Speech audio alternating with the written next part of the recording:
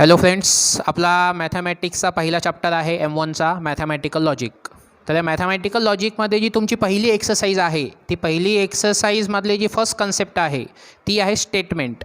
What is meaning of statement. आता आपण पुस्तकाच्या दृष्टिकोनातून जर बघितलं तर स्टेटमेंटचे भरपूरशा डेफिनेशन्स तुमच्याकडे अवेलेबल असतील, पण एवढ्या डेफिनेशन बघणे किंवा ते समजून घेणे त्याच्यापेक्षा बेटर आपण एकच हे सांगू की असा एखादा वाक्य ज्या वाक्यासाठी सर्वांचा उत्तर सारखा येतो त्याला आपण स्टेटमेंट म्हणायचं.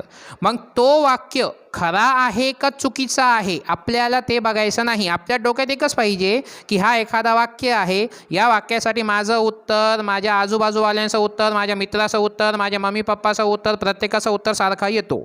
जर प्रत्येकाचं उत्तर सारखा असेल तर ते स्टेटमेंट आहे, आणि जर प्रत्येकाचं उत्तर सारखा नसेल तर ते स्टेटमेंट नाही. मी परत सांगतोय, उत्तर बरोबर आहे का चुकीचं आहे हे बघू नका. फक्त उत्तर सारखं आहे तर स्टेटमेंट असेल, आणि उत्तर सारखं नाही तर ते स्टेटमेंट नाही. आता आपण आपल्या पहिल्या एक्सरसाइजमधले काही प्रश्न बघू. तर पहिल्या एक्सरसाइजचा पहिला प्रश्न आहे की which of the following are statement. तुम्हाला जे वाक्य दिलेले आहे त्याच्यापैकी कोणकोणते स्टेटमेंट आहे. तर आपण सुरुवात करूया. तर पहिला प्रश्न आहे बघा, 5 + 4 = 13. आता जर तुम्ही कोणालाही जरी विचारलं 5 + 4 = 13 तर तो त्याला काय म्हणणार आहे? नाही. 5 + 4 = 9. मी परत म्हणतोय, चुकीचं आहे की करेक्ट आहे ते नका बघू, पण याच्यासाठी जर तुम्ही विचारलं तर प्रत्येकजण काय म्हणणार आहे? 5 + 4 = 9. म्हणजे प्रत्येकाचं ओपिनियन सारखा आहे. मग तो ओपिनियन वेगळा असेल तरी चालेल, पण ओपिनियन सारखा पाहिजे. तुमचा उत्तर, तुमच्या मित्राचं उत्तर सर्वांचं सारखं पाहिजे. आता 5 + 4 = 9 प्रत्येकाचं सारखंच येणार आहे. म्हणजे 5 + 4 13 नाही. तुम्ही तुमच्या मित्राला विचारलं 5 + 4 13, तो काय म्हणणार? नाही. मम्मीला विचारलं 5 + 4 13, ते काय म्हणणार आहे? नाही. म्हणजे सर्वांचं उत्तर सारखं आहे. जर सर्वांचं उत्तर सारखं असेल तर ते स्टेटमेंट आहे. ते खरं आहे का चुकीचं ते आपण नंतर बघू, पण सध्या एकच गोष्ट लक्षात ठेवा, सर्वांचं उत्तर सारखं आहे म्हणजे ते स्टेटमेंट असणार. 5 + 4 = 13 कोणालाही जरी विचारलं तर ते नाहीच म्हणणार आहे. म्हणजे आपण इथं काय करणार? Yes, yes, this is statement, this is statement. तसंच पुढं येऊ. आपला जे पुढचा प्रश्न आहे तो आहे x - 3 = 14. आता या ठिकाणी ज्याने कोणी हा गणित सोडवण्याचा प्रयत्न केला तो काय करणार बघा, हा x जसा आहे तसा लिहिला, हा x जसा आहे तसा लिहिला, हा -3 आहे, हा -3 आपण इकडं शिफ्ट करू तो +3 होणार. म्हणजे मी हा x लिहिला, नंतर हे = लिहितो, नंतर हे 14 लिहितो. हा -3 मी इकडं आणला तो काय होणार आहे? +3. म्हणजे हे x जसा आहे तसा, हा = जसा आहे तसा, हे 14 आणि 3 हे होतं आपलं 17.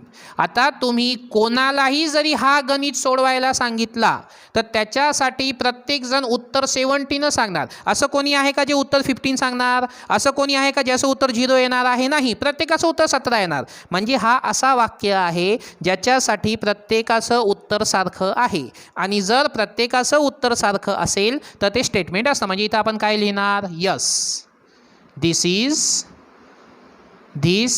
Is statement. आता थोडंसं पुढं येऊ. तिसरा प्रश्न आहे क्लोज द डोर. आता इथं ऑर्डर दिलेलं आहे, तर एक गोष्ट नेहमी लक्षात ठेवा, जर कोणाला ऑर्डर दिलं तर ते स्टेटमेंट नसतं. किंवा आपण आपल्या लॉजिकने विचार करू, क्लोज द डोर. तुम्ही तुमच्या छोट्या भावाला सांगितलं क्लोज द डोर, तो म्हणणार मी बंद नाही करत. तुम्ही दुसऱ्या मित्राला सांगितलं क्लोज द डोर, तो म्हणा ठीक आहे मी बंद करतो. म्हणजे याच्यासाठी ओपिनियन वेगवेगळा आहे. म्हणजे हा पण लॉजिक चालतो. आणि दुसरं लॉजिक एकच आहे की जर कोणाला ऑर्डर दिला तर ते स्टेटमेंट नाही. इथं ऑर्डर दिलेलं क्लोज द डोर, काम करायला सांगितलेलं आहे. म्हणजे आपण इथं काय म्हणणार? नो, दिस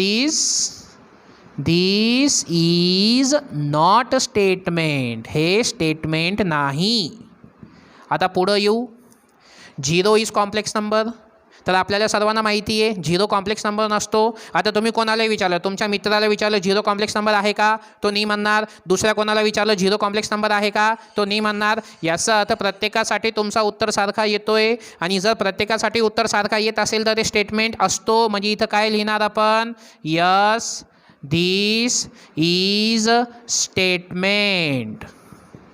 आता याच्यानंतर पुढचं जे वाक्य आहे तो आहे प्लीज गेट मी ब्रेकफास्ट. मला नाश्ता द्या.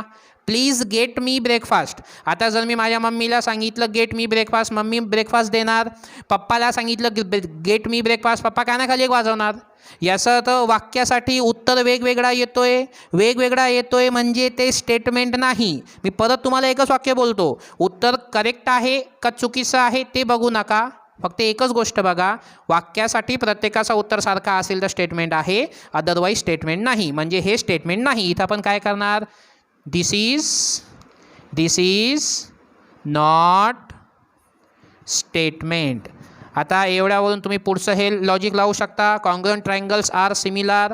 आता आपल्याला माहिती आहे कॉन्ग्रुएंट म्हणजे सारखंच असतं, सिमिलर म्हणजे पण सारखं असतं, म्हणजे कॉन्ग्रुएंट ट्रायंगल हे सिमिलरच असतात. मग तुम्ही ज्याला कोणालाही विचारलं तर तो काय म्हणणार, हो कॉन्ग्रुएंट ट्रायंगल सिमिलर असतात. याचं प्रत्येकाचं उत्तर सारखं आहे, आणि जर प्रत्येकाचं उत्तर सारखं असेल तर ते स्टेटमेंट असतो. म्हणजे आपण इथं काय करणार, यस दिस इज स्टेटमेंट. थोडंसं पुढं येऊ. पुढचा प्रश्न आहे x²= x.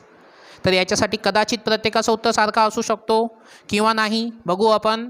तर काय आहे बघा, याला मी असं लिहितो x² - x = 0. काय केलं लक्षात आलं का, हा जे x आहे या xला आपण इकडं शिफ्ट केलं, इकडं शिफ्ट केल्यावरती तो काय झाला, मायनस झाला. आता आपण इथून x कॉमन घेऊ. x कॉमन घेतल्यावरती इथं येणार आहे x - 1 = 0. जर तुम्ही दोघांना सेपरेट केलं तर xची किंमत 0 येणार आणि xची किंमत 1 येणार. आता 0 आणि 1च्या व्यतिरिक्त इथं दुसरी कोणतीही किंमत येणार नाही. याचा अर्थ प्रत्येकाचा उत्तर इथं सारखा येतोय, म्हणजे हे स्टेटमेंट आहे. आता मी पूर्ण लिहत बसत नाही, डायरेक्टली यस. थोडंसं पुढं येऊ. A quadratic equation can not have more than 2 root. वर्ग समीकरणाला 2पेक्षा जास्त रूट नसतात. बरोबर आहे, आपण 10वीमध्ये क्वाड्रॅटिक इक्वेशन चॅप्टर सॉल्व केलेला आहे. तर कुठल्याही क्वाड्रॅटिक इक्वेशनला 2पेक्षा जास्त रूट नसतात. म्हणजे हा वाक्य बरोबर आहे. परत सांगतो, बरोबर आहे का चुकीचं आहे विचार नका करू, फक्त एकच विचार करा, सर्वांसाठी उत्तर सारखं आहे तर हो, सर्वांसाठी उत्तर सारखा आहे. आणि जर सर्वांसाठी उत्तर सारखा असेल तर ते स्टेटमेंट आहे. म्हणजे इथं आपण काय लिहिणार, इथं आपण लिहिणार यस दिस इज स्टेटमेंट. पुढं या. पुढं आहे डू यू लाईक मॅथमॅटिक्स. आपला विषय असं झालं तर मॅथमॅटिक्स कोणी हो म्हणणार आहे, यस आय लाईक मॅथमॅटिक्स. कोणी नाही म्हणणार, no I don't like mathematics. याचं परत काय झालं, परत तेच, प्रत्येकाचं उत्तर सारखं नाही. आणि जर प्रत्येकाचं उत्तर सारखं नसेल तर आपण इथं काय करणार, no this is not statement. हे स्टेटमेंट नाही. पुढं या. The sun set in the west. Sun वेस्टमध्ये सेट होतो, म्हणजे जे सूर्य आहे तो पश्चिम दिशेमध्ये, बरोबर आहे. मग उत्तर प्रत्येकाचं सारखं असणार. मग इथं आपण काय करणार, यस दिस इज स्टेटमेंट. आता परत पुढं येऊ. पुढचं जे आहे तिथं आहे all real numbers are whole number. याच्यासाठी सुद्धा प्रत्येकाचं उत्तर सारखं असेल. जर प्रत्येकाचं उत्तर सारखं असेल तर ते स्टेटमेंट आहे. मी शॉर्टकटमध्ये करतोय, तुम्ही पूर्ण वाक्य लिहिणार यस दिस इज स्टेटमेंट. आता पुढं येऊ. Can you speak in Marathi. तुला मराठी बोलता येते का. आता याच्यामध्ये ज्याला मराठी बोलता येणार तो म्हणणार यस, आणि ज्याला मराठी बोलता येत नाही तो म्हणणार मेको तो नहीं आती. याचा अर्थ उत्तर सारखं नाही, आणि ज्याच्यासाठी उत्तर सारखा नसेल ते स्टेटमेंट नाही. इथं याचा अर्थ तुम्ही इथं पूर्ण वाक्यात काय लिहिणार, no this is not statement. आता जर आपण पुढं आलो तर पुढं तुम्हाला एक वर्ग समीकरण दिलेलं आहे. हा वर्ग समीकरण सोडवायचा आहे. तर हा वर्ग समीकरण सोडवण्याच्या 3 पद्धती असतात. आपल्याला सध्या पद्धत महत्त्वाची नाही आहे. हा समीकरण सोडवल्यानंतर येणारा जे उत्तर आहे तो सर्वांचा सारखा असेल का नसेल. तर माझ्या मते प्रत्येकाचं उत्तर सारखंच येणार आहे, आणि जर प्रत्येकाचं उत्तर सारखं येणार आहे तर ते स्टेटमेंट असतो. म्हणजे इथं तुम्ही काय करणार, यस दिस इज स्टेटमेंट. थोडंसं पुढं येऊ परत. The sum of cube root of unity is 0. आणि हा आपला आवडीचा वाक्य होता कॉम्प्लेक्स नंबर. 11वीमध्ये आपण जे कॉम्प्लेक्स नंबर चॅप्टर केलेला आहे त्याच्यामधला तो वाक्य होता sum of cube root of unity is 0. म्हणजे ज्यांनी कॉम्प्लेक्स नंबरचा व्यवस्थित अभ्यास केलेले ते सगळे काय म्हणणार आहे की yes this is statement. Okay. आणि पुढचं इट रेन्स हेविली. आता इथं आपल्याला एरिया वाईज विचार करायचा आहे. आता इथं असं नाही सांगा की तुम्ही इथं तुमचं उत्तर सांगताय आणि एखाद्या दुसऱ्या शहरामध्ये दुसऱ्या विद्यार्थ्याचं उत्तर विचारताय, तसं नाही. तुम्ही ज्या ठिकाणी आहे त्या ठिकाणी जर सर्वांचं उत्तर सारखं असेल तर ते स्टेटमेंट आहे, आणि जर सर्वांचं उत्तर सारखं नसेल तर ते स्टेटमेंट नाही. तर इट रेन हेविली, आता जर खरं बाहेर पाऊस चालू असेल तर सगळे हो म्हणणार आहे, आणि जर खरं बाहेर पाऊस चालू नसेल तर सगळे नो म्हणणार आहे. मग हो असो का नो असो, पण उत्तर सारखं आहे. आणि जर उत्तर सारखं असलं म्हणजे तुम्ही इथं काय करणार, यस दिस इज स्टेटमेंट. अशा पद्धतीनं तुमचा पहिला प्रश्न झाला, ज्याच्यामध्ये आपण कोणतं स्टेटमेंट आहे आणि कोणतं स्टेटमेंट नाही ते सांगितलं. परत एकच वाक्य, जर एखाद्या वाक्यासाठी प्रत्येकाचा उत्तर सारखा असेल तर त्याला स्टेटमेंट म्हणायचं, आणि जर प्रत्येकाचं उत्तर सारखं नसेल तर ते स्टेटमेंट नाही. ओके.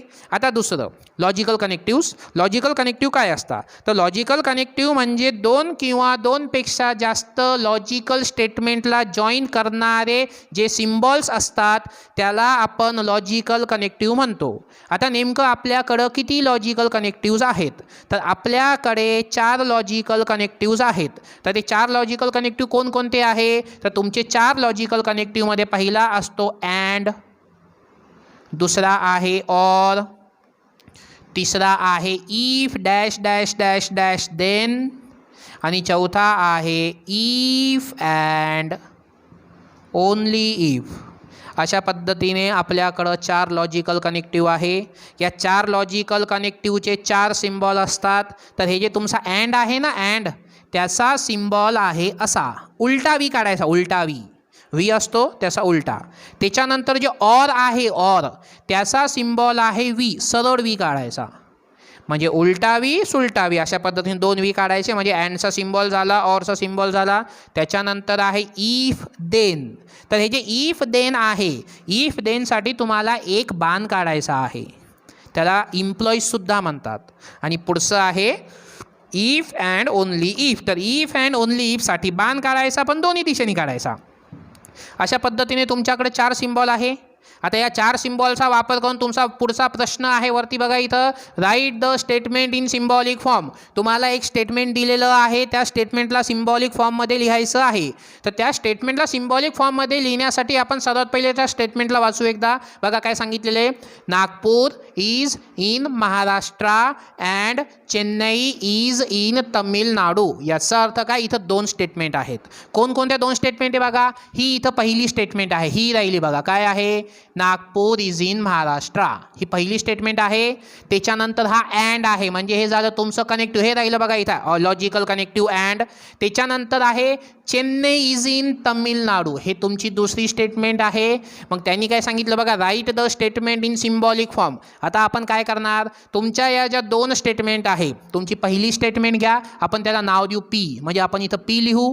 पी काय लिहिणार, पहिली स्टेटमेंट काय आहे, नागपूर इज इन महाराष्ट्र.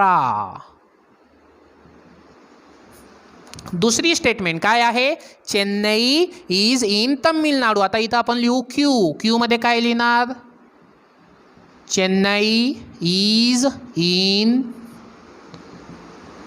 तमिळनाडू. म्हणजे तुम्ही 2 स्टेटमेंट लिहिल्या. आता आपल्याला सिम्बॉलिक फॉर्म लिहायचं आहे. तर बघा सिम्बॉलिक फॉर्म काय आहे, नागपूर इज इन महाराष्ट्र. आता इथून तर इथपर्यंत हे जे आहे त्याला आपण काय लिहिणार, पी लिहिणार. बघा आपण त्याला पी नाव दिलेलं आहे.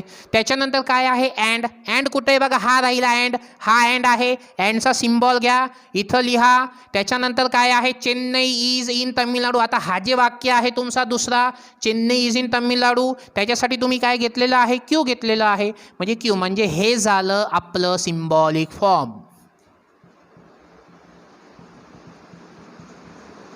तुम्हाला प्रश्न सांगितला होता, write the statement in symbolic form. अशा पद्धतीने तुम्ही हे स्टेटमेंट सिम्बॉलिक फॉर्ममध्ये लिहिलं. आता याच्यानंतरचा दुसरा प्रश्न,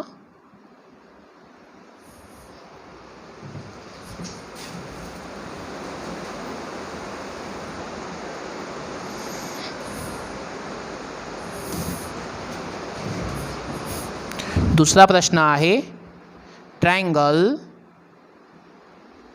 इज इक्विलॅटरल और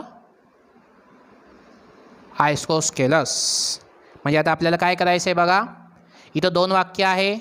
triangle is equilateral or isosceles. तर हे जे आयसोसेलस आहे हा फक्त एक वाक्य नाही, इथं यातही शॉर्ट फॉर्म वापरला बघा. Triangle is equilateral or isosceles. मग कोण आयसोसेलस? ट्रायंगल आयसोसेलस. म्हणजे आपण काय करणार बघा, पहिला वाक्य लिहिला पी, मग पी मध्ये आपण लिहितोय